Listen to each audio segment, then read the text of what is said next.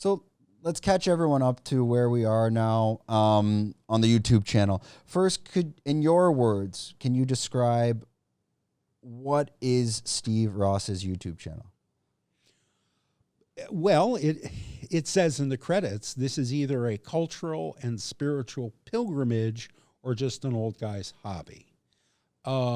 It's Steve Rosse shooting with the cheapest phone that Samsung makes, editing with the software that came free with the laptop, writing, producing, starring in alone. Because there's nobody...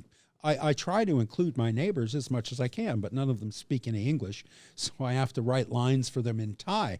And I try to include them as much as I can, and I think I do a pretty good job, because one of the things I criticize about the vlogosphere at the moment is that it's a white man's sausage fest. There's no Thai people in it unless they're hookers or waiters or tuk-tuk drivers. And so I try to include the people of Turtle Beach, my neighbors, and they're very, very happy. I'll tell you what, you make a Thai person happy, just point a camera at them. They love it, absolutely love it. Call Thai Rup Noi. They immediately preen, right? They immediately, oh, yes, please take my picture. Doesn't matter who they are. They could be the roughest, meanest, nastiest looking guy on the block. You point a camera at him, and he's like, what is your creative process? And let me follow up on that part. Before our cameras die.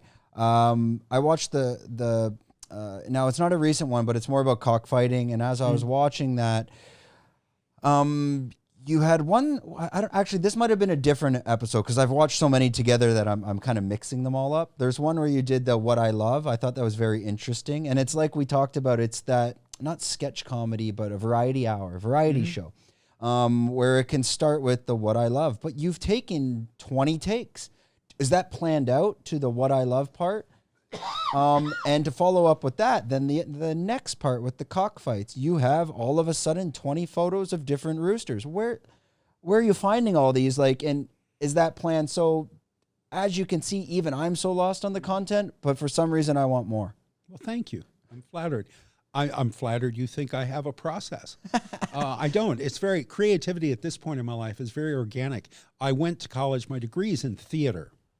I worked in the show business as a prop man. I worked in the stage. I worked in the legit theater. I worked in film. So I've been behind the camera a lot. I've never touched the camera, wrong union. And I've been on stage. I love the stage. I love live performance, any kind of live performance. I still just love it. But I've never actually created. I've always been a technician in show business. I created on the page. I was a writer, and I created on the page. This is the first time I never made any kind of film in college. I never made any kind of film growing up or until I came here. And well, actually it was a few weeks before I came here, I started making these videos in New Mexico about the process of finally quitting my job, retiring, applying for my Social Security and coming here. But it's all very organic. I'm learning as I go. And like I said, I have no tools. I have the cheap phone. I have a cheap editing package. I can't even split sound and image. I can either mute it or use the sound that was there ambient when I took the shot. But that's all I can do. I cannot do voiceover and things like that. So it's all very rudimentary and all very childish and childlike. And I'm learning with each episode as I go. Each one